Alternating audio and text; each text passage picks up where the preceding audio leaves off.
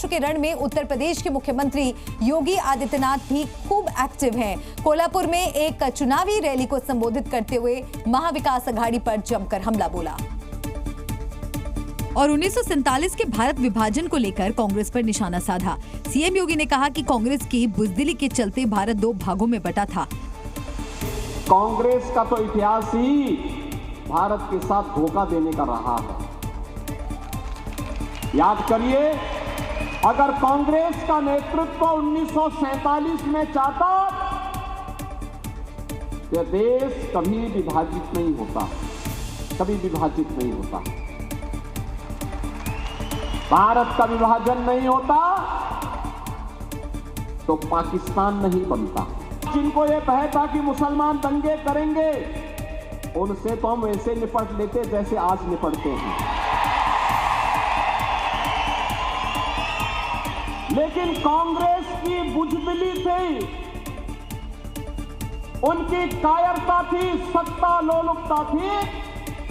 उन्होंने देश के विभाजन को स्वीकार करके हजारों वर्षों से जो भारत एक भारत था, उस भारत को 2 टुकड़ों में बांट दिया। साथ ही योगी आदित्यनाथ ने महाविकास अघाड़ी को अपने निशाने पर लिया। ये महाअघाड़ी गठबंधन पहले एक दूसरे को धोखा दे रहा है, एक दूसरे को। कांग्रेस में, उद्धव ठाकरे में और पवार साहब में आपस में ही एक लूड़ा कुश्ती चल रही है, कौन किसको कितना मात दे देता है। मुख्यमंत्री योगी आदित्यनाथ का बटोगे तो कटोगे का नारा उत्तर प्रदेश, महाराष्ट्र और झारखंड में गूंज रहा है। विपक्षी दलों में इससे खलबली है और लगातार बीजेपी पर हमले कर रहे हैं। और समाजवादी पार्टी अध्यक्ष अखिलेश यादव तो एक कदम आगे निकल गए और योगी आदित्यनाथ पर सीधा हमला किया, जिस पर यूपी के डिप्टी सीएम केशव प्रसाद मौर्य ने पलटवार किया। मैं तो उम्मीद उनसे अच्छे विचारों की है। उनके विचार कैसे हैं? हमारे यहाँ संत महापुरुष चुप रहते हैं, लेकिन ये तो सब उल्टा पुल्टा है। हमारे महापुरुष संत जो हैं, खासकर हमारे मुख्यमंत्री जी, बोल ज्यादा रहे हैं। इसलिए वस्त्र से नहीं, विचार से आप संत हो सकते हैं। वो कभी अच्छे लोगों का संग नहीं मिला है। गुंडों, अपराधियों, माफियाओं, दंगाइयों के बीच में रहेंगे तो साधु संतों के बारे में उन्हें क्या बोलना है, क्या नहीं बोलना है, इस मर्यादा का उन्हें ध्यान नहीं रहता है। इतना ही नहीं, केशव प्रसाद ने कहा कि एक संत का अपमान देश बर्दाश्त नहीं करेगा। उत्तर प्रदेश के मुख्यमंत्री योगी आदित्यनाथ जी एक संत हैं और संत का अपमान न तो केशव प्रसाद बर्दाश्त करेगा, ना प्रदेश की जनता बर्दाश्त करेगी, ना देश की जनता बर्दाश्त करेगी। उत्तर प्रदेश में 9 सीटों पर हो रहे उपचुनाव के बीच अब नेताओं की बयानबाजी तेज होती जा रही है। चुनाव प्रचार खत्म होने में अब 48 घंटे से भी कम का वक्त बचा है। ऐसे में हर दल एक दूसरे के खिलाफ सियासी दांवपेच कर रहा है। इसी सिलसिले में समाजवादी पार्टी के प्रत्याशी के चुनाव प्रचार के लिए अखिलेश यादव ने अंबेडकर नगर के कटेहरी में एक जनसभा को संबोधित किया और बीजेपी पर जोरदार तंज किया। जो लोग बारीकी से राजनीति को समझते होंगे, वो जानते होंगे कि दिल्ली और लखनऊ में इंजन टकरा रहे हैं और उस टकराने के तमाम उदाहरण हैं। अभी तक सरकार अपना डीजीपी नहीं अपॉइंट कर पाई है, क्योंकि दिल्ली का इंजन किसी और को चाहता है, यूपी का इंजन किसी और को चाहता है। इस दौरान अखिलेश यादव ने योगी और केशव प्रसाद मौर्य के बीच मतभेद की खबरों पर भी तंज किया और कहा कि इंजन के साथ साथ अब नारे भी टकरा रहे हैं। सच्चाई तो ये है कि जो डिप्टी साहब हैं, वो अपने मोबाइल पर दिल्ली का गाना बजा रहे हैं। दरअसल ऐसी खबरें थीं कि योगी के बटोगे तो कटोगे के नारे पर बीजेपी में ही अलग अलग राय है, जिससे विपक्ष ने लपक लिया और बीजेपी पर तंज किया। यूपी की 9 विधानसभा सीटों पर होने वाले उपचुनावों में समाजवादी पार्टी ने गड़बड़ी की आशंका जताई और सोशल मीडिया पर एक लंबा चौड़ा पोस्टर बीजेपी पर निशाना साधा। साथ ही मुरादाबाद की कुंदरकी विधानसभा क्षेत्र का एक वीडियो भी साझा किया, जिसमें भारी संख्या में पुलिस फ्लैग मार्च करती दिखाई दी। पुलिस अधिकारी उपचुनाव के मद्देनजर इलाके का जायजा लेते दिखे और इस वीडियो के जरिए अखिलेश यादव ने निशाना साधा और चुनाव आयोग को चुनौती देते हुए पोस्ट में लिखा, भाजपा राज्य में चुनाव को लेकर इतनी धांधली हो रही है कि उत्तर प्रदेश की जनता का कानून व्यवस्था से एतबार ही उठ गया है।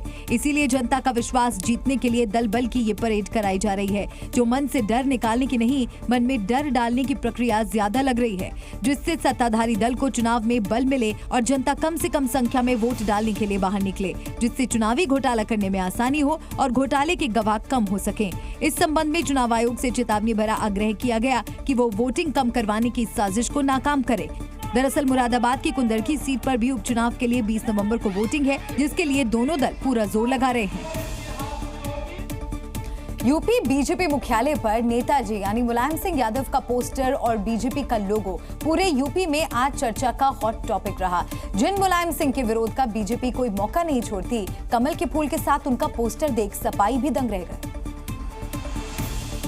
दंग भी क्यों ना हो, अयोध्या कांड से लेकर गेस्ट हाउस कांड तक जिन पर बीजेपी आरोप लगाती रहती है, उन मुलायम सिंह का पोस्टर बीजेपी दफ्तर के बाहर लगा तो 100 सवाल पैदा हो गए। बीजेपी कार्यालय के बाहर ये जो पोस्टर लगा है और ये कॉम्बिनेशन आपने शायद इससे पहले कभी ना देखा होगा ना सोचा होगा। यहाँ पर नेताजी यानी कि मुलायम सिंह यादव की तस्वीर लगी है और ब्रांडिंग लोगो देखिए, भारतीय जनता पार्टी का कमल का निशान है यहाँ पे।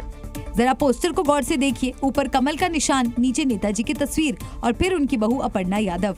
अब सवाल ये है कि पोस्टर का चौथा किरदार यानी विवेक बालियान ही इस पोस्टर कांड के राजदार हैं या सच में बीजेपी ने मुलायम सिंह को अपना नेता मान लिया। ये समझ में नहीं आ रहा है कि विवेक बालियान नेताजी के समर्थक हैं कि भारतीय जनता पार्टी के समर्थक हैं, क्योंकि फोटो तो जरूर इन्होंने अपर्णा यादव की लगाई है। अपर्णा यादव मुलायम सिंह यादव की बहू हैं, तो ऐसे में ये जो कॉम्बिनेशन है, ये एक अद्भुत पोस्टर फिलहाल भाजपा कार्यालय के बाहर इस वक्त लगाया गया है, जिसकी चर्चा पूरे प्रदेश में हो रही है। नेताजी होते तो वो भी सोचते कि भाई अखिलेश से भले ही कुछ पर लड़ाई हुई, लेकिन ये तो नहीं कि बीजेपी ज्वाइन कर ली। बहरहाल समर्थकों का भी अपना जलवा होता है, क्या पता दिल में मुलायम सिंह और जुबान पर बीजेपी हो या पोस्टर के पीछे का राज कुछ और।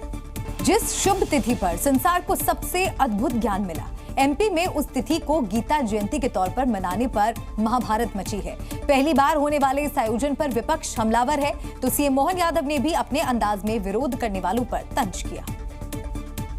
तंज उन लोगों पर जो गीता जयंती के बहाने सियासी रोटियां सेकने में जुटे हैं। पहले सीएम मोहन यादव का बयान सुनिए, फिर आगे की कहानी बताते हैं। गीता का पवित्र ग्रंथ जो सदैव कर्मवाद की प्रेरणा देता है, वो इससे बच सकता है। ऐसे में जिनके मन छोटे हैं वो जो कहेंगे कहने दो, राजनीति है, हमको उनकी सुनना है, लेकिन करना वही है जो तय कर लिया है। इस बार 11 दिसंबर को गीता जयंती पड़ रही है। ये पहला मौका होगा जब गीता जयंती पूरे प्रदेश में मनाई जाएगी, लेकिन गीता जयंती के बहाने सियासत भी तेज हो गई है। कांग्रेस का आरोप है कि गोवर्धन पूजा के बाद अब गीता जयंती यानी मामला धार्मिक आयोजनों को बढ़ावा देने का है, जबकि मोहन यादव खुला ऐलान कर चुके हैं कि सनातन की सेवा जारी रहेगी। हमारे गौरवशाली इतिहास और सनातन धर्म के लिए जो बन सकेगा जरूर करते रहेंगे। मान्यताओं के अनुसार भगवान श्री कृष्ण ने जिस दिन गीता का ज्ञान दिया था, उसी दिन गीता जयंती मनाई जाती है, जो कि इस बार 11 दिसंबर 2024 को पड़ रही है। लेकिन गीता जयंती के आयोजन से पहले ही मध्य प्रदेश में सियासी महाभारत शुरू हो चुकी है। जिस महाभारत का पूरा सार गीता के उपदेश में मिलता है, उसी गीता जयंती को मनाने पर सियासी महाभारत छिड़ी है। चलिए गीता के महत्व और उस पर सियासत को समझते हैं।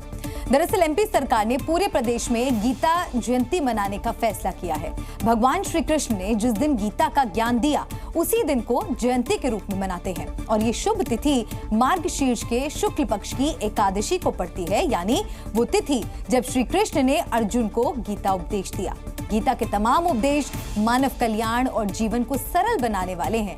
यही वजह है कि गीता मात्र एक पुस्तक नहीं है, बल्कि ये उपदेशों का जीवंत स्वरूप है। इसके उपदेश आज भी उतने ही प्रासंगिक हैं जितने महाभारत काल में थे। क्योंकि हर काल में गीता के उपदेश जीवंत हैं, इसीलिए गीता जयंती मनाई जाती है। इस बार की अगर बात करें तो 11 दिसंबर को गीता जयंती मनाई जाएगी। हालांकि एमपी में सरकार की तरफ से गीता जयंती के आयोजन को धार्मिक आयोजन बताकर विपक्ष विरोध कर रहा है। बढ़ते आगे और अब बात झारखंड की। झारखंड की सियासत में बांग्लादेशी रोहिंग्यों की घुसपैठ सबसे बड़ा और ज्वलंत मुद्दा बन चुका है, क्योंकि कांग्रेस नेता अहमद मीर खुलेआम घुसपैठियों की पैरोकारी कर रहे हैं, तो असम के सीएम इसे एजेंडा बता रहे हैं।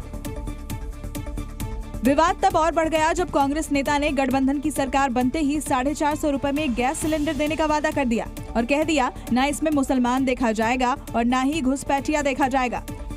जैसे सरकार बनेगी 1 दिसंबर से गैस सिलेंडर का कीमत सिर्फ 450 रुपए। ये आम जनता, न उसमें हिंदू देखा जाएगा, न मुसलमान देखा जाएगा, न घुसपैठिए देखा जाएगा, तो न कोई और चीज देखा जाएगा। अब गुलाम अहमद के इसी बयान पर झारखंड की सियासत गर्म हो चुकी है।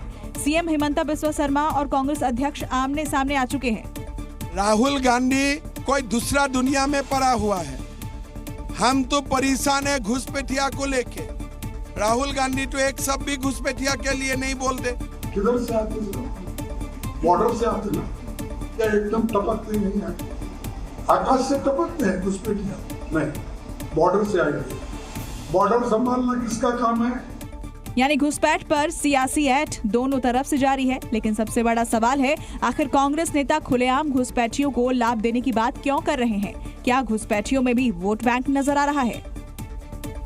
झारखंड के चुनावी रण के फाइनल राउंड में सियासी दल पूरी ताकत झोंक रहे हैं और चुनावी वार पलटवार इतना जहरीला हो चला है कि अब दलों की तुलना कोबरा से की जाने लगी है, जिसकी शुरुआत खुद यहाँ के मुख्यमंत्री हेमंत सोरेन ने की और जनसभा को संबोधित करते वक्त वो बीजेपी को जहरीला सांप बोल गए।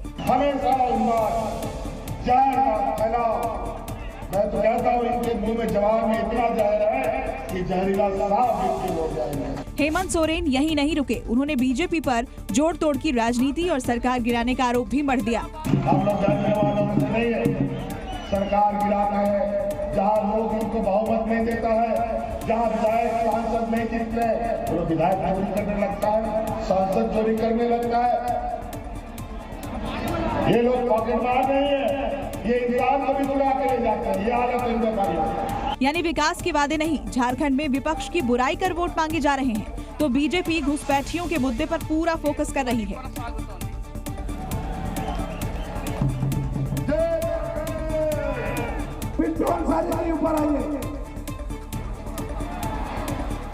सवाल ये है कि क्या पहले राउंड की वोटिंग प्रतिशत में बम्पर उछाल ने किसी बड़े उलटफेर का संकेत दे दिया है?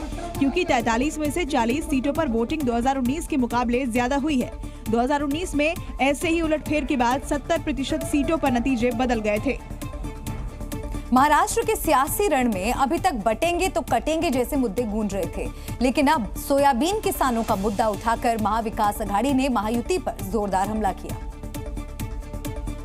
और कांग्रेस ने आरोप लगाया कि महाराष्ट्र में सबसे ज्यादा सोयाबीन की पैदावार होती है, लेकिन सरकार सोयाबीन किसानों को उनकी फसल का उचित दाम नहीं देती।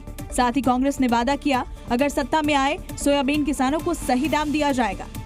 शिंदे सरकार ने लिख कर दिया है कि सोयाबीन की लागत ही 6,000 रुपया है, तो जब पैदा करने की लागत है 6,000, मिल रहा है 3,000, तो क्या करें? हम 7,000 रुपया प्रति क्विंटल सोयाबीन की कीमत देने को वचनबद्ध है।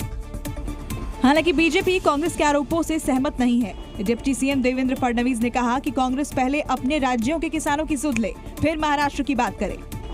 मैं खड़गे साहब को इतना ही सलाह देता हूँ, उनके कर्नाटक में उनकी सरकार है 3800 भाव दे रहे, 3800 वहाँ दो पहले, उसके बाद यहाँ की बात करें। दरअसल देश में महाराष्ट्र और मध्य प्रदेश सबसे बड़े सोयाबीन उत्पादक राज्य हैं। वहीं महाराष्ट्र के विदर्भ इलाके में इसकी पैदावार सबसे ज्यादा की जाती है। महाराष्ट्र की राजनीति का जो सुपर संडे था और संडे का सियासी सेंटर रहा नागपुर। एक तरफ आरएसएस की गढ़ में प्रियंका गांधी की हुंकार, तो दूसरी तरफ उसी नागपुर से फडणवीस का पलटवार। यानी नागपुर वाले सियासी गदर के न सिर्फ गवाह बने बल्कि भरपूर आनंद भी लिया। ये जन सैलाब नागपुर में प्रियंका गांधी के रोड शो का है, या यूं कहें कि जिस सियासी धरा का तापमान एक दिन पहले राहुल गांधी बढ़ाकर गए थे, प्रियंका गांधी उसी गर्म लोहे पर चोट करने नागपुर पहुंची। वहीं सीएम योगी ने प्रियंका पर तंज करते हुए कहा वो बांटने के लिए महाराष्ट्र के दौरे पर आई हैं। प्रियंका वाड्रा जी आई होंगी, वो भी सच्चाई को नहीं बोली होंगी। उन्होंने विकास के बारे में कुछ नहीं कहा होगा, सुरक्षा के बारे में कुछ नहीं कहा होगा, आतंकवाद के बारे में नहीं कहा होगा, नक्सलवाद के बारे में नहीं कहा होगा, क्योंकि वे तो बांटने के लिए आए हैं। प्रियंका गांधी को अकेले फायर ब्रांड योगी ने नहीं घेरा, बल्कि नागपुर में प्रियंका के रोड शो से पहले ही डिप्टी सीएम फडणवीस भी माहौल बदलते नजर आए। यानी महाराष्ट्र की सियासत का सुपर संडे बेहद हंगामेदार रहा। और क्या महाराष्ट्र में नवनीत राणा कट्टरपंथियों के निशाने पर हैं? ये सवाल इसलिए क्योंकि अमरावती में नवनीत राणा पर हमला हुआ और अल्लाह अकबर के नारे लगाए गए। ये आरोप बीजेपी नेता नवनीत राणा का है, जिन्होंने चुनाव प्रचार के दौरान खुद पर हुए हमले और बदसलूकी की बात कही। साथ ही आरोप लगाया कि हमलावर अल्लाह अकबर के नारे लगा रहे थे। पण माझे कार्यकर्त्यांना पाहून मला पाहून जोरात जोरात अल्लाहू अकबर करायला लागले आणि तुला मारून टाकू, तुला गाडून टाकू आणि खुर्चे माझ्यावर फेकणं, माझे कॉन्स्टेबलला लागणं, इनचे डोळ्याचं पूर्ण हे फाटलं। इस हमले में नवनीत राणा बाल बाल बच गईं, लेकिन सवाल आखिर हमलावर कौन थे, उनका मकसद क्या था? अमरावती के खल्लार में एक सभा के दरमियान एक बहुत बड़ा राड़ा हुआ। उस राड़े के अंदर देखा जाए तो नवनीत राणा के ऊपर कुछ कुर्सियां जो है वो चलाई गई और उसके दरमियान नवनीत राणा जो है वो कार्यकर्ताओं में भिड़ गई थी। घटना के वक्त की तस्वीरें भी आईं, जिसमें नवनीत राणा कार्यकर्ताओं के साथ चुनाव प्रचार कर रही थी। तभी वहां मौजूद कुछ लोगों ने उन पर कुर्सियां फेंकी और हमले किए। इस घटना के दरमियान उन्होंने कई और गंभीर आरोप लगाए और कहा कि बदसलूकी की गई, अभद्र इशारे किए गए, थूकने की कोशिश की गई और अल्लाहू अकबर के नारे भी लगाए।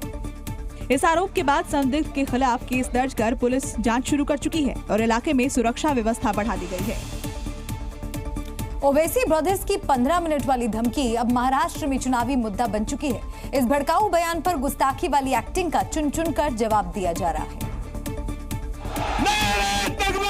क्योंकि 2012 में पहले ओवैसी के भाई अकबरुद्दीन ने कहा था कि 15 मिनट के लिए पुलिस हटा लो, बता देंगे किसमें हिम्मत है। 15 मिनट के लिए पुलिस को हटा लो, बता देंगे किसमें हिम्मत है, कौन सा हर। इस बयान पर तब कोर्ट तक बात पहुंच गई थी, लेकिन 2 दिन पहले खुद ओवैसी ने 15 मिनट का जिक्र किया, फिर गुस्ताखी होने की एक्टिंग की। सुनो अभी टाइम कितना? हाँ 15 मिनट। अभी वेरी सॉरी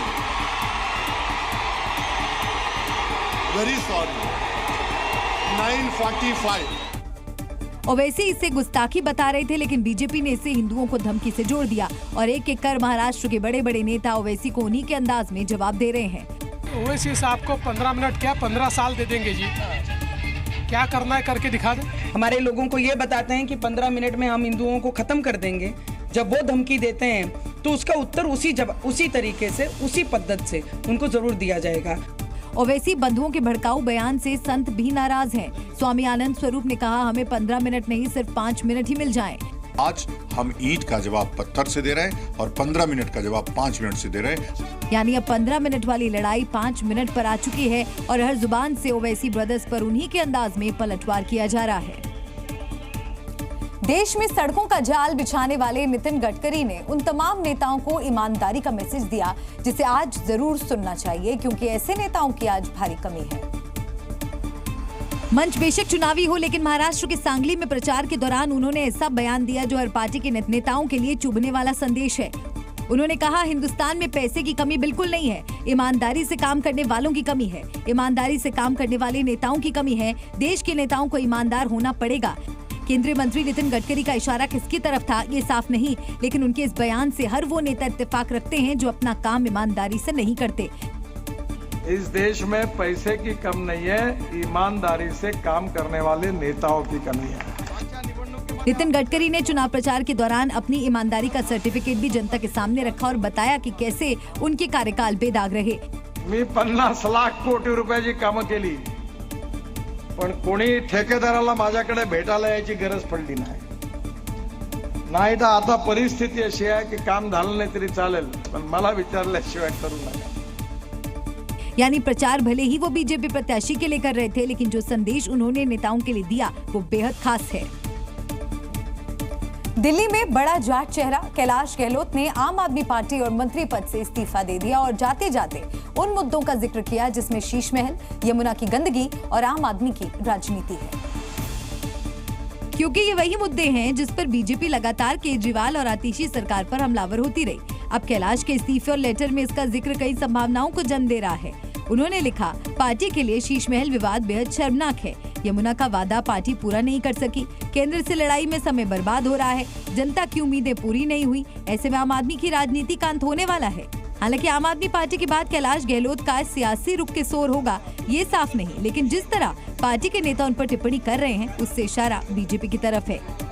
कैलाश गहलोत जी के भी ऊपर काफी ईडी और इनकम टैक्स के मामले चल रहे थे, उनके परिवार के ऊपर भी चल रहे थे, तो उन्होंने जेल की स्ट्रगल से बेहतर भाजपा ज्वाइन करना बेहतर समझा। शीश महल का जिक्र कैलाश गहलोत की चिट्ठी में है। सबने देखा है करोड़ों रुपए की अय्याशी का सामान अरविंद केजरीवाल ने अपनी सुविधा के लिए जुटाया। किसके पैसे हैं? वो दिल्ली की जनता के टैक्स के पैसे हैं। ईडी और इनकम टैक्स वाले आरोप में कितनी सच्चाई है, इस पर बीजेपी ही अपना स्टैंड क्लियर कर चुकी है। लेकिन इस सच्चाई से किनारा नहीं किया जा सकता कि अपने कुछ सालों के सियासी करियर में उन्होंने जो उपलब्धियां हासिल की, उससे आम आदमी पार्टी को जरूर भारी नुकसान होने वाला है। यूपी में अतिक्रमण के खिलाफ बुलडोजर एक्शन जारी है। संभल में यूपी की मंत्री गुलाब देवी की पुश्तैनी दुकान पर भी कार्रवाई हुई और खुद मंत्री ने अपनी पैतृक दुकान पर हथौड़ा चलाकर अतिक्रमण के खिलाफ इस मुहिम की शुरुआत की। जिलाधिकारी के अनुरोध पर मंत्री गुलाब देवी ने दुकान पर हथौड़ा चलाया। इसके लिए डीएम ने करीब आधे घंटे तक मंत्री जी के साथ बैठक की और इस बात के लिए उन्हें तैयार किया। दरअसल शिक्षा मंत्री के आवास के बाहर सड़क पर अतिक्रमण करके दुकान के निर्माण किया गया था, जिसे गिराने के लिए प्रशासन ने इसके लिए नोटिस दिया था। पैतृक दुकान के गिराने पर मंत्री गुलाब देवी ने क्या कहा, आप भी सुनिए।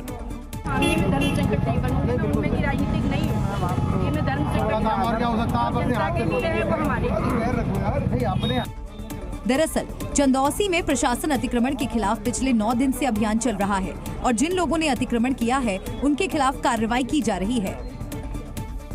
मशहूर कथावाचक देवकीनंदन ठाकुर ने मंच से एक बार फिर सनातन एकता की बात उठाई। उन्होंने उन लोगों को ललकारते हुए आड़े हाथों लिया जो सनातन संस्कृति को मिटाने की बात करते हैं। कोई सनातन को मिटाने का विचार अपने दिमाग में न ला सके, ऐसी क्रांति, ऐसी जागृति हमारे देश के हर एक सनातनी के मन में जागृत हो जाना चाहिए। जब हम किसी को मिटाने की बात नहीं करते, कोई हमें मिटा कैसे सकता है? हमें कोई नहीं मिटा सकता। मिटाने की सोच को मिटा दिया जाएगा इस धरती से। देवकीनंदन ठाकुर ने मंच से ही सनातन संस्कृति का विरोध करने वालों को आड़े हाथों लिया। इस दौरान उन्होंने उन लोगों पर भी निशाना साधा जो लोग उन पर सोशल मीडिया के जरिए कटाक्ष करते हैं। कई लोग हम जैसे लोगों की खिंचाई करना शुरू कर देते सोशल मीडिया पे। इन्होंने समाज का ठेका लिया है। अरे भैया, हर उस सनातनी ने ठेका लिया जिसने हिंदू माँ का, सनातनी माँ का दूध पिया है। दरअसल देवकीनंदन ठाकुर ने ये बातें दिल्ली में कथा के दौरान कही। महाराष्ट्र के नांदेड़ में हिंदू धर्म जागरण महासभा का आयोजन किया गया। इस दौरान कालीचरण महाराज ने फतवे की तरह ही हिंदुओं के लिए भी धर्मादेश जैसी व्यवस्था लाने पर जोर दिया। धर्म जागरण महासभा में कालीचरण महाराज ने हिंदू धर्म गुरुओं से अपील की कि हिंदुओं के लिए भी धर्मादेश लाना चाहिए। हिंदू धर्मगुरूंनी फतवा काढायला पाहिजे, हिंदू धर्मगुरूंनी धर्मादेश करायला पाहिजे। जो हिंदू हिताची गोष्ट करेल त्यालाच मतदान करा। कालीचरण महाराज ने यह प्रतिक्रिया मौलाना सज्जाद नोमानी के बयान पर दी है। साथ ही उन्होंने महाराष्ट्र में दोबारा शिंदे सरकार की वापसी का भरोसा जताया है।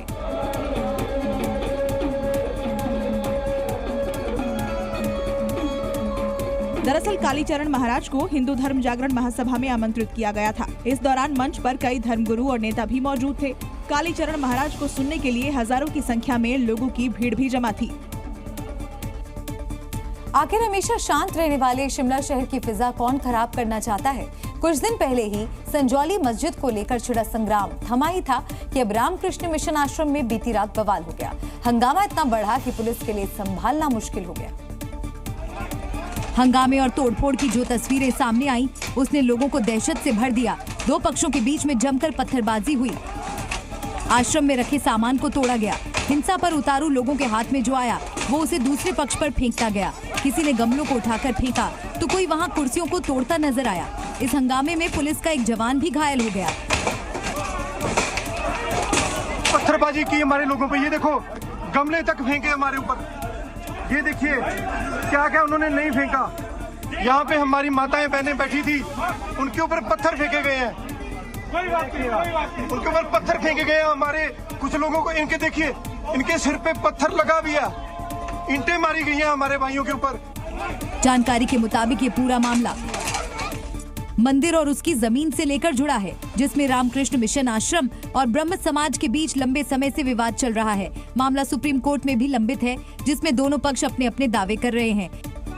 रामकृष्ण मिशन का आरोप है कि रात करीब 8:30 बजे ब्रह्म समाज के लोगों ने वहां पहुंचकर नारेबाजी शुरू कर दी और मंदिर को अपना बताते हुए बवाल कर दिया। आंदोलनकारियों ने आश्रम के प्रबंधकों पर कब्जा करने का आरोप लगाया, जिसके बाद माहौल काफी तनावपूर्ण हो गया और दोनों तरफ से टकराव शुरू हो गया, जिसमें कई लोगों को चोटें आई हैं। आश्रम को भी काफी नुकसान हुआ है। फिलहाल भारी पुलिस बल तैनात है।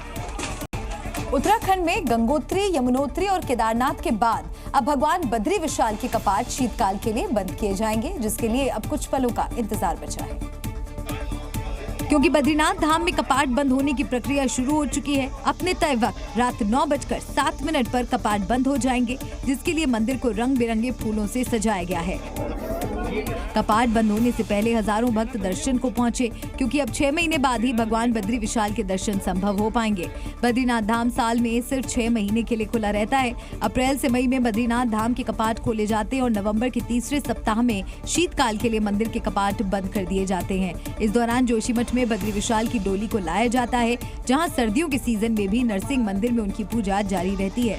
बद्रीनाथ धाम में शाम 6:45 पर कपाट बंद होने की पूजा शुरू हो गई, जिसके बाद रात 8:10 पर शयन आरती के बाद कपाट बंद करने की प्रक्रिया शुरू होगी। रात 9 बजे भगवान बद्री विशाल को घृत कंबल उड़ाया जाएगा और रात 9:07 पर बद्रीनाथ धाम के कपाट को शुभ मुहूर्त पर बंद कर दिया जाएगा। हिमाचल प्रदेश की कुल्लू घाटी में पिछले 4 महीने से बारिश न होने के चलते सूखे जैसे हालात बन गए। ऐसे में इंद्रदेव को मनाने के लिए स्थानीय लोगों ने भगवान शिव का जलाभिषेक किया,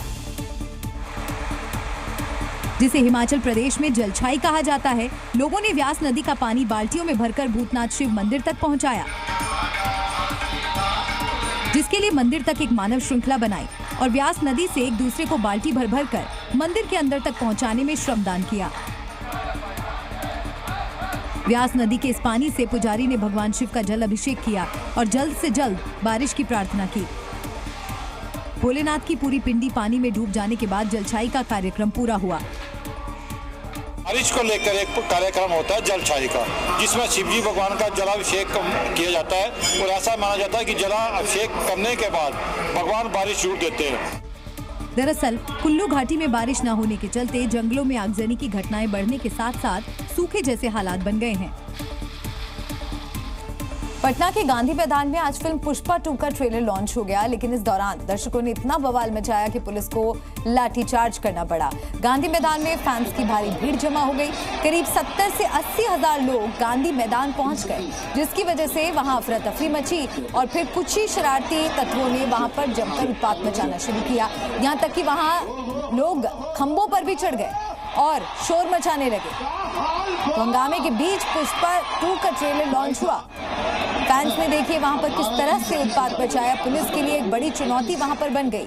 पटना के गांधी मैदान से ये तस्वीरें सामने आई जब वहां पर फिल्म पुष्पा 2 का ट्रेलर लॉन्च किया गया और इस दौरान वहां पर जबरदस्त अफरा तफरी मच गई। 70 से 80 हजार लोग गांधी मैदान पहुंच गए और पुलिस के लिए भीड़ को नियंत्रित करना एक बड़ी चुनौती बनी।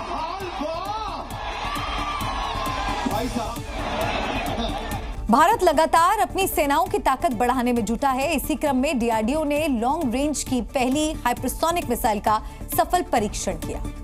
3, 2, 1, नाउ।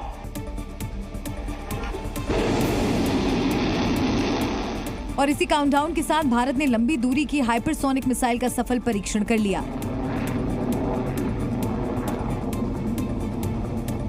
डिफेंस सेक्टर में ये हिंदुस्तान की एक और लंबी उड़ान है, जिसने हर भारतीय का सीना गर्व से चौड़ा कर दिया।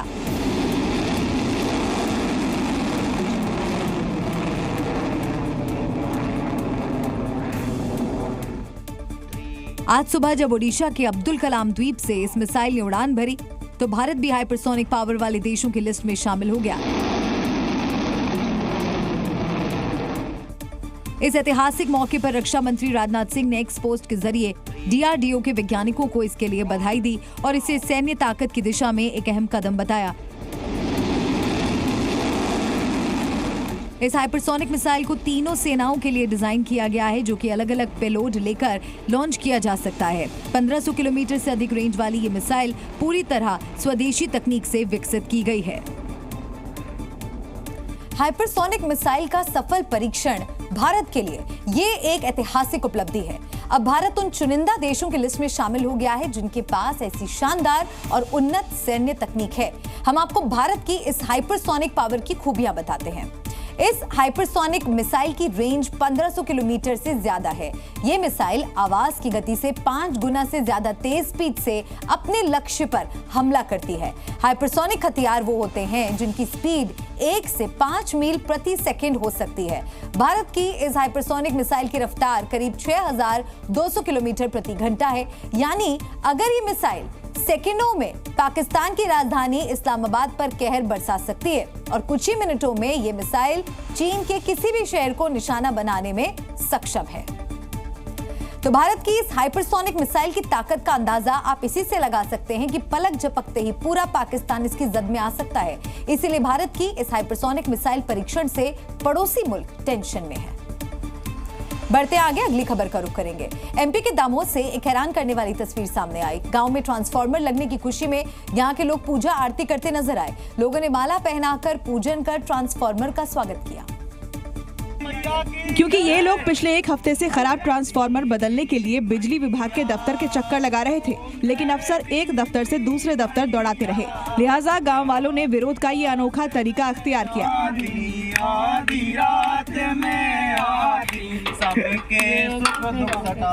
तस्वीरों में आप देख सकते हैं किस तरह ये लोग ट्रांसफार्मर की पूजा और आरती कर रहे हैं। ट्रांसफार्मर पर फूल माला भी चढ़ाई गई है और इस तरीके से ग्रामीणों ने बिजली विभाग को आईना दिखाने की कोशिश की। सबने कहा कल आ जाएगा, परसों आ जाएगा आपका ट्रांसफार्मर। 5-6 दिन तक गुमराह किया। उसके बाद उन लोगों ने हमें कल रात में हटा भेजा। हटा में भी ट्रांसफार्मर नहीं मिला। फिर उसके बाद रात में जब हटा ट्रांसफार्मर आया, फिर हम लोग को ट्रांसफार्मर दिया गया। इसी की हम लोग को आज बहुत ज़्यादा खुशी है। दरअसल सरकारें दावा करती हैं कि 24 घंटे के अंदर खराब ट्रांसफार्मर बदले जाएं, लेकिन हफ्तों दौड़ने के बाद गांवों में ट्रांसफार्मर बदले जा रहे हैं। इन ग्रामीणों ने सरकार के दावों की हवा निकाल दी और बिजली विभाग को कुछ इस तरह से आईना दिखाया। मध्य प्रदेश के मंदसौर से एक बेहद ही हैरान कर देने वाला मामला सामने आया, जहां एक परिवार ने अपनी जिंदा बेटी का अंतिम संस्कार कर दिया। मामला मंदसौर के दलावदा गांव का है। कुछ दिन पहले इस परिवार की बेटी ने घर की मर्जी के खिलाफ जाकर अपने प्रेमी से शादी रचा ली थी, जिसके बाद उसकी काफी खोजबीन की गई। पुलिस को भी इसकी शिकायत की गई थी, लेकिन पुलिस जब उसे ढूंढ कर लाई तो लड़की ने परिजनों को पहचानने से इनकार कर दिया, जिससे नाराज घर वालों ने उसके जिंदा रहते ही क्रियाकर्म कर दिया। पुलिस लेकर आई उनको, तो उनको लेकर आई तो उसने बयान दिया तो उसने मना कर दिया, मैं किसी को नहीं जानती, ना मेरा कोई भाई है, ना मम्मी, ना मासा जी, ना मामा जी, कोई नहीं है मेरा। पूरे हिंदू रीति रिवाज से अंतिम संस्कार का कार्यक्रम पूरा किया गया। इसके लिए बाकायदा शोक पत्रिका भी छपवाई गई और रिश्तेदारों को भी कार्यक्रम में आमंत्रित। यूपी के सोनभद्र से बेहद चौंकाने वाली खबर आई। यहाँ कॉलेज के लेडीज टॉयलेट में स्कूल के छात्रों ने ही कैमरा लगा दिया, जिस पर नजर पड़ने के बाद छात्राओं ने जमकर बवाल काटा। और कॉलेज कैंपस में हंगामा करने वाली इन छात्राओं का आरोप है कि उन पर टॉयलेट में भी नजर रखी जा रही है। स्कूल के ही कुछ लड़के उनका वीडियो बनाते हैं। इसका खुलासा तब हुआ जब एक छात्रा की नजर टॉयलेट में लगे कैमरे पर पड़ी और फिर हंगामा शुरू हो गया। घटना से नाराज छात्राओं ने कॉलेज परिसर में इकट्ठे होकर विरोध प्रदर्शन शुरू कर दिया, जिसके बाद मौके पर पुलिस की टीम भी पहुंची और आरोप के मुताबिक जांच शुरू की। लेडीज टॉयलेट में कैमरा लगाने की घटना के बाद चर्चाओं का बाजार गर्म है। अभिभावकों को बेटियों की सुरक्षा पर चिंता है, तो पुलिस ने कार्रवाई का भरोसा दिया। कॉलेज के बाथरूम से सटे के नाबालिग लड़के द्वारा एक कैमरा बाथरूम की दीवार से लगा दिया था तथा उसका कनेक्शन मोबाइल से ले लिया था। स्कूल की छात्राओं द्वारा उसे देख लिया गया। आरोपी छात्र के खिलाफ पुलिस मुकदमा दर्ज कर चुकी है और कॉलेज प्रशासन को भी चेतावनी दी गई है कि इस तरह की घटना आगे ना हो।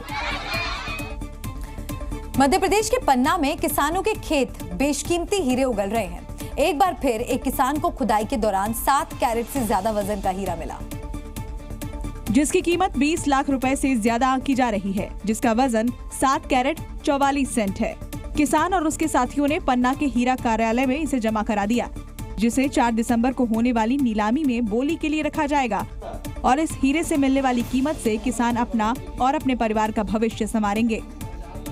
खेती बाड़ी, बच्चों का भविष्य पढ़ाना लिखाना और खदान में जो कर्ज लेके किया हूँ, खदान में जो उस खदान का आगे थोड़ा देखेंगे, बढ़ाएंगे। दरअसल किसान और उसके साथियों ने कोविड लॉकडाउन के दौरान खेत में पट्टा लेकर हीरे की खोज शुरू की थी, जिसके बाद से उन्हें अब तक कई बार हीरे मिल चुके हैं। इससे पहले भी उन्हें इसी खेत से 16 कैरेट का हीरा मिला था, जो उन्होंने हीरा कार्यालय में जमा किया था। मध्य प्रदेश के पन्ना को हीरों की नगरी कहा जाता है, जहां हीरा कार्यालय से 200 रुपए में पट्टा लेकर इसकी खुदाई की जा सकती है। यूपी के बागपत में चोरों ने एक मोबाइल शॉप को पूरी तरह खाली कर दिया और लाखों का सामान गठरी बनाकर ले उड़े। चोरी की ये पूरी घटना दुकान में लगे सीसीटीवी में रिकॉर्ड हो गई। बागपत के बड़ौत कस्बे में मोबाइल केयर की दुकान का ताला तोड़कर 2 चोर घुसे। बहुत आराम से चोरों ने पूरी दुकान का निरीक्षण किया, फिर एक एक करके सामान उठाया। दोनों चोर अपने साथ चादर लेकर भी आए थे, जिसे दुकान के बीचों बीच बिछा दिया और एक एक करके मोबाइल और लैपटॉप की पैकिंग खोलकर चादर पर रखने लगे। लाखों के सामान की गठरी बनाकर चोर फरार हो गए। चोरी की जानकारी दुकानदार को उनके पड़ोसी से मिली। पड़ोसी का फोन आया, क्या लगा आपके ताला टूटा हुआ है। मैं बाजार में था, मैं बाजार में आके देखा तो सारा सामान अस्त-व्यस्त पड़ा था, जिसमें 3 लैपटॉप थे और करीब 15-20 लाख रुपए मेरा स्पेयर पार्ट था, वो सब चोरी हुआ था। फिलहाल पुलिस ने केस दर्ज कर सीसीटीवी फुटेज के आधार पर चोरों की तलाश शुरू कर दी है। यूपी के बदायूं से हैरान करने वाली घटना सामने आई। यहाँ एक पिता पर नवजात बेटे को बेचने का आरोप है, जिसके लिए उसने मौत की कहानी गढ़ दी और पत्नी से बताया कि बेटा मरा हुआ पैदा हुआ, इसीलिए उसे दफना दिया गया, जिसका खुलासा होते ही मां पुलिस के पास पहुंच गई। ये खुलासा तब हुआ जब मां अपने बच्चे के शव को देखने की जिद करने लगी, लेकिन फिर गांव के ही किसी ने बच्चे को बेचने की जानकारी दी, लेकिन उससे पहले ही पति घर से फरार हो चुका था। अस्पताल पहुंचे, वहाँ मैडम ने पहले ही से मैं बताया, क्या बोले ऐसे जन्म हुआ, तुम्हारे भाई ने किसी बच्चे दूसरे को दे दिया है। अच्छा। एक मैडम निशा नाम की थी, वो मांगती रही, उन्हें दिया नहीं। हाँ, तभी हमने कंफर्म करा बच्चा मर गया है, मैं वहाँ गाड़े आया। फिलहाल परिजनों ने पिता के खिलाफ पुलिस से शिकायत दर्ज करवा दी और नवजात बच्चे को बेचने का आरोप लगाया, जिसके बाद पुलिस आरोपी की तलाश शुरू कर चुकी है। भारत के तमाम ऐसे मठ मंदिर और पौराणिक तीर्थ हैं जिनसे जुड़ी मिस्ट्री आज भी अनसुलझी है। अब बिहार के बाढ़ जिले को ही ले लीजिए। दावा है यहाँ के प्रसिद्ध उमानाथ घाट पर गंगा आरती के दौरान हर दिन नागराज आते हैं।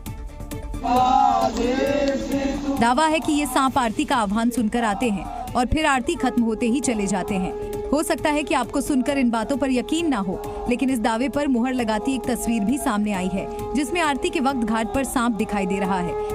घाट पर आरती के दौरान सांप के आने को लेकर लोगों के अपने अपने दावे हैं। आरती का जब आह्वान होता है, पूजा होता है, उसी समय सब आते हैं और आरती भरते जाते चले जाते हैं।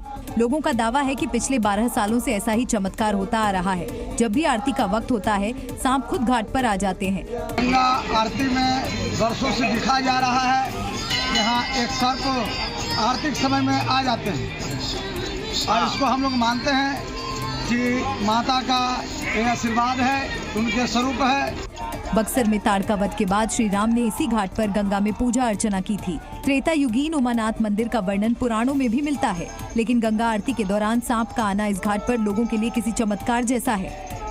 यूपी के कौशाम्बी से एक हैरान करने वाली खबर सामने आई है। यहाँ एक शख्स के पालतू मुर्गे को किसी ने मार दिया, जिसके बाद मुर्गे के मालिक ने खाना पीना छोड़ दिया और मुर्गे के कातिलों को सजा दिलाने की जिद पर अड़ गया। इसके लिए उसने पुलिस थाने में शिकायत भी की। हालांकि पुलिस की अब तक घटना पर कोई प्रतिक्रिया नहीं आई है। वहाँ पे गए मुर्गे तो मारते मारते मार डाला, तो वो वहाँ से आया, फिर यहाँ गाली गलौज कर रहा था। फिर हम लोग गए चौकी में, वहाँ FIR लिखा है। ये बेजुबान और इंसान के रिश्ते की कहानी है। मुर्गा किसी के जुबान का स्वाद हो सकता है, लेकिन शिवराम के लिए वो जान से प्यारा था। यही वजह है कि मुर्गे की मौत के बाद वो आरोपियों को सजा दिलाने के लिए पुलिस के चक्कर लगा रहा है। मुर्गा पाले थे, मुर्गा छोड़े थे, वो आए थे, हमारे मुर्गा को मार डाले थे। उससे बहुत छोटे से हम उसको पाले थे, उससे बहुत प्यार का, वो हमारे साथ खाता भी पीता भी था, तो उसको मार डाले। वैसे भी पशु क्रूरता अधिनियम के तहत ये एक अपराध है। सवाल ये है कि शिवराम के मुर्गे के कातिल कानून के कटघरे में आएंगे। क्या पुलिस मुर्गे को मारने वालों पर कार्रवाई करेगी या उसे महज चिकन समझकर भुला दिया जाएगा? बात बिहार की करते हैं। बिहार से अजब गजब खबरें आती रहती हैं। कभी चूहे शराब पी जाते हैं, कहीं चूहे सबूत कुतर जाते हैं, लेकिन इस बार तो गजब ही हो गया है। आरोप है कि इस बार चूहे एक लाश की आंख चुरा ले गए। और ये कारनामा हुआ है पटना के नालंदा मेडिकल कॉलेज अस्पताल में। जब परिजनों ने अपने बेटे की लाश से आंख गायब देखी तो सब चौंक गए। मामले की शिकायत करने पर अस्पताल प्रबंधन ने दावा किया कि लाश से आंख चूहा ले गया। डॉक्टर का दावा किसी के गले नहीं उतर रहा है, क्योंकि आमतौर पर चूहे मांस खाने से परहेज करते हैं और जिन जगहों पर लाशें रखी जाती हैं वहां भी आमतौर पर चूहे नहीं पहुंचते। लिहाजा सवाल ये है कि क्या सच में चूहा आंख ले गया। दरअसल 14 नवंबर को एक युवक को गोली लगने के बाद एडमिट किया गया था, लेकिन इलाज के दौरान उसकी मौत हो गई। जब परिजन लाश लेने पहुंचे तो उसकी एक आंख गायब थी। सवाल ये है कि क्या किसी साजिश के तहत आंख गायब हुई है या सच में चूहे आंख ले गए। अगर लापरवाही है तो आखिर अस्पताल में इतनी बड़ी लापरवाही हुई कैसे। छत्तीसगढ़ के गरियाबंद में भालू की दहशत से इन दिनों लोग घर से बाहर नहीं निकल रहे हैं, क्योंकि भालू जंगल से निकलकर अब गांव की गलियों में घूम रहा है और वन विभाग भालू को पकड़ने के बजाय गांव वालों को ही सावधान रहने की सलाह दे रहा है और लोगों से घर से बाहर ना निकलने की अपील की जा रही है। इस अपील की वजह ये तस्वीरें हैं जिन्हें देखकर अंदाजा लगा सकते हैं रात में अकेले निकलने पर किस मुसीबत से सामना हो सकता है। ग्रामवासियों को, नगरवासियों को सूचित किया जाता है कि आपके इस क्षेत्र में वन्य प्राणी भालू का विचरण प्रतिदिन हो रहा है, अतः आप लोग अपने अपने घरों में रहें। जरा इस तस्वीर को देखिए, किस तरह गांव की गली में भालू घूम रहा है, जैसे किसान की कोई पालतू गाय अपने बाड़े में वापस जा रही हो। बीती रात पेट्रोलिंग पर निकली वन विभाग की टीम को कॉलोनी परिसर में भालू पेड़ पर चढ़ा दिखा था। लोगों ने कैमरे में कैद की तस्वीर, जबकि इससे पहले भालू को रिहायशी इलाकों में देखा गया था। यानी घर से बाहर ये जंगली मुसीबत लोगों का इंतजार कर रही है। आप लोग अनावश्यक रूप से रात्रि में घर से बाहर न निकलें। यदि वन्य प्राणी भालू दिखाई दे तो आप लोग वन विभाग को तत्काल सूचित करें। भालू के डर से वन विभाग लोगों को घर में ही रहने की सलाह दे रहा है, जबकि भालू को कैसे पकड़ा जाएगा अब तक इसकी कोई प्लानिंग नहीं बन पाई। सवाल ये है, आखिर गांव वाले कब तक भालू की दहशत से घरों में कैद रहेंगे। बाइक पर टशन दिखाने का तो जैसे चलन बन चुका है। 2 व्हीलर को तो लोगों ने 5 व्हीलर बना दिया है। उत्तराखंड के देहरादून से ऐसा ही एक वीडियो सामने आया है, देखिए। ये देखिए, छोटी सी बाइक पर 1, 2 नहीं बल्कि 5 लोग सवार हैं। और तो और इन लोगों को ना तो हादसे का डर है और ना ही ट्रैफिक पुलिस का। ये तो बेखौफ होकर ट्रैफिक नियमों की धज्जियां उड़ा रहे हैं। लेकिन एक बाइक पर 5 लोगों के बैठने का ये वीडियो जैसे ही वायरल हुआ, एसएसपी देहरादून ने संज्ञान में लेकर कार्यवाही के निर्देश दे दिए और फिर पुलिस ने इन बाइक सवारों को धर दबोचा। पुलिस ने बाइक को सीज कर दिया है और इन आरोपियों के खिलाफ कानूनी कार्रवाई की जा रही है।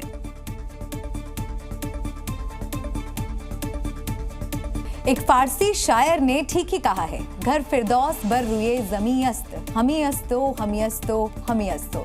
यानी धरती पर अगर कहीं स्वर्ग है तो यही है, यही है, यही है। लगातार हो रही बर्फबारी के बाद कश्मीर की घाटियां इन दिनों स्वर्ग से ज्यादा सुंदर लग रही हैं। आसमान से गिरती बर्फ की ये सफेद बूंदें जब जमीन पर आती हैं तो एक खुशनुमा सा एहसास कराती हैं।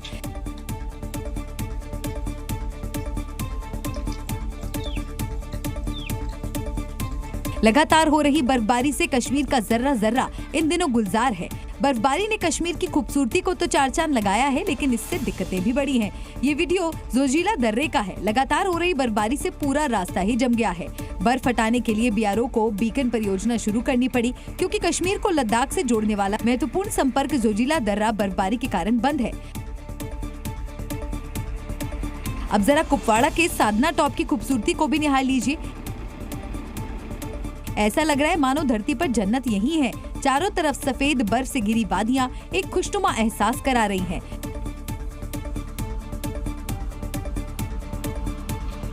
लेकिन रास्ते पर बर्फ इतनी ज्यादा है कि इसे हटाने के लिए बीकन का इस्तेमाल करना पड़ा।